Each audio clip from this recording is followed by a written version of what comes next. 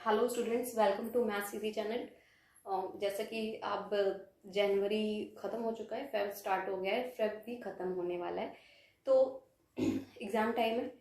तो मैं आपको कुछ ट्रिक्स बता रही हूँ जिसमें आप क्वेश्चन पेपर को कैसे लिखो, उस टाइम पे आपका माइंड मेकअप क्या होना चाहिए और किस तरीके से क्वेश्चन को सॉल्व करो कि आपका जो क्वेश्चन पेपर आपका जो एग्जामिनर सॉल्व कर रहा है, मतलब चेक कर रहा है, तो वो आपको अच्छे से जज कर सके। ठीक है, सिंपल है।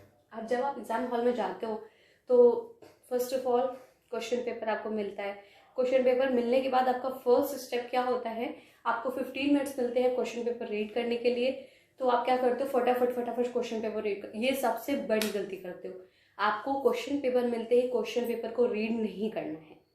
क्यों? इसका रीज़न ये है कि अगर आप तुरंत क्वेश्चन पेपर रीड करने लगते हो तो जो भी क्वेश्चन आपको नहीं आते आपका माइंड वहीं जाके स्टक हो जाता है, और जो क्वेश्चन आते हैं उस पर आपको कभी भी पॉजिटिव एनर्जी नहीं आती है, लेकिन जो नहीं आते उस पर माइंड स्टक हो जाता है। और जब आप क्वेश्चंस लिखने जाते हो तो जो आपको आता है वो भी आप भूलने लगते हो। तो सिंपल है, फर्स्ट पॉइंट क्या है, don't read the question paper immediately. Don't read, there is no need to read the paper immediately. तुरंत जैसे पेपर मिल रहा है तो उसको तुरंत पढ़ना शुरू मत कर दो, कुछ भी नहीं है, ऐसा नहीं करना है। क्या करना है आपको, जब भी आपको क्वेश्चन पेपर मिलता है, जो 15 मिनट्स मिल रहे हैं आपको रीड करने के, उसके लिए आपको क्या करना है, क्वेश्चन पेपर को आप रखिए, अपने माइंड को बिल्कुल फ्री रखिए, कुछ भी नहीं सोचना है, और जो भी आपने पढ़ा है पहले बस उसको शॉर्ट समरी में रिवाइज कर लीजिए। जो भी आपने पढ़ा है आप उसको शॉर्ट समरी में रिवाइज कर लीजिए। इससे क्या होगा कि आपको एक पॉजिटिव एनर्जी मिलेगी कि आपने जो भी पढ़ा है आपको ये रहेगा कि हाँ एटलीस्ट मैंने ये पढ़ा है और मैं इसको पढ़ने के बाद एग्जाम देने के लिए आया हूँ। ठीक है, तो जो आप क्वेश्चन पेपर पढ़ने के बाद जो आपका दिमाग वहां स्टक हो जाता था कि ये क्वेश्चन मुझे नहीं आ रहा, ये क्वेश्चन मुझे नहीं आ रहा, अब तो दिमाग उसी पे लगा रहता है, और जो आप लिखना चाहते हो कि जो आ भी रहा है वो भी आप नहीं लिख पाते हो। ठीक है, तो पहला पॉइंट क्या है कि आपको क्वेश्चन पेपर तुरंत नहीं रीड करना है। मिलने के बाद सबसे पहले आपको क्या करना है, जो भी आपने पढ़ा है, जो भी आपको याद आ रहा है, XYZ कुछ भी याद आ रहा है, जो भी आपने पढ़ा बस उसको हल्का सा रिवाइज कर लो उतनी देर में। रिवाइज करने के बाद फिर आप क्वेश्चन पेपर पे जाओ। क्वेश्चन पेपर पे जाने के बाद आपको क्या करना है, जो भी क्वेश्चंस आपको आते हैं उसको मार्क कर लो, और जो क्वेश्चन आपको आते हैं वो ही आपको अटेम्प्ट करने हैं।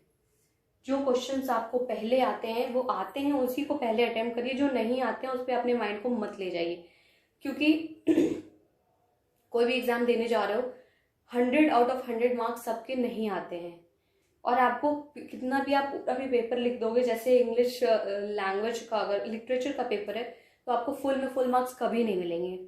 तो इसका मतलब ये है कि आप जो नहीं आता है उस पर स्टक होके, ना कि उस पर स्टक हुई है, आप इस पे स्टक हुई है, जो आपको आता है उसको अच्छे से लिखिए। मतलब कि सेकेंड पॉइंट ये है कि जो भी क्वेश्चन आपको आते हैं उसको मार्क कर लीजिए और पहले उनको करना शुरू कर दीजिए। ठीक है, सारे क्वेश्चन जो आपको आते हैं वो सारे क्वेश्चन आप अटेम्प्ट कर लीजिए। उसके बाद थर्ड पॉइंट ये है, जब आपके सारे क्वेश्चंस हो जाएं जो आपको आते हैं उसको आराम से धीरे धीरे सोच सोच के अटेम्प्ट करिए। फिर जो नहीं आता है लास्टली आप उस पे जाएंगे।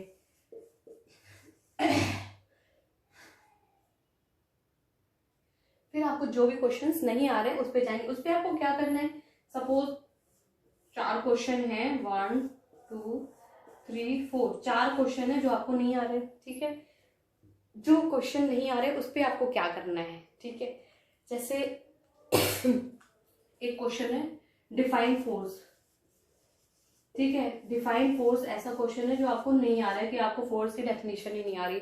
ठीक है, अब क्या लिखोगे, तो जब आपने वो सारे क्वेश्चन तो कर लिए हैं आपकी, जो आपको आते हैं, तो उतने नंबर तो आपके पक्के हो गए, जो आपने आते हैं वो सारे नंबर आपके फिक्स हो गए।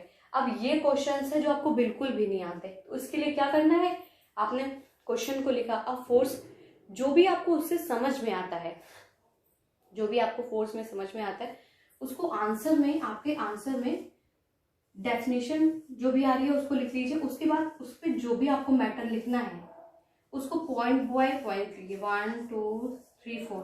मतलब कि एग्जामिनर को 1 2 3 4 पॉइंट में लिखोगे तो समझ में आएगा कि आप क्या लिखना चाह रहे हो। अगर उसको समझ में आएगा तो आप जहाँ कुछ नहीं था वहां पे आपको जो भी मार्क्स आपके हिसाब से आपने जो भी किया वो मिल जाएंगे आपको। तो सबसे इम्पोर्टेंट चीज़ ये है कि पहले आपको वही क्वेश्चन अटेम्प्ट करने हैं, जो आपको क्वेश्चन आते हैं उसको अच्छे से कर लीजिए, उसमें टाइम इन्वेस्ट करिए। उसके बाद जो टाइम बचता है वो नहीं आते क्वेश्चन है उसमें आप इन्वेस्ट करिए। और उसमें भी उसको कैसे करना है, उसको सिंपल कोई भी टॉपिक है जो नहीं आ रहा है उसमें जो भी आपके पास नॉलेज है, जो भी आपको समझ में आ रहा है, उसको आप पॉइंट बाय पॉइंट मेंटेन कर लीजिए अपनी कॉपी में। तो इससे क्या होगा कि एटलीस्ट वो नॉलेज आप उसमें लिखोगे जो उससे रिलेटेड है, तो कुछ नंबर आपको मिल सकते हैं उसमें, ठीक है। इससे क्या होगा, आपका पूरा पेपर जो है वो थॉरोली हो जाएगा अच्छे से। और दूसरी चीज ये है कि आप उस पर स्टक नहीं होगे, जो आपको क्वेश्चंस नहीं आ रहे थे उसकी वजह से आपका टाइम नहीं वेस्ट होगा। तो ये इंपॉर्टेंट इफेक्टिव ट्रिक्स हैं, बहुत इसको कह सकते हैं कि रामबाण है। रामबाण कुछ भी नहीं है। तो आते ही पहले क्वेश्चन पेपर को रीड नहीं करना है आपको, पहले आपने जो रिवाइज किया है उसको दिमाग में शॉर्ट समरी आपको रिवाइज करनी है।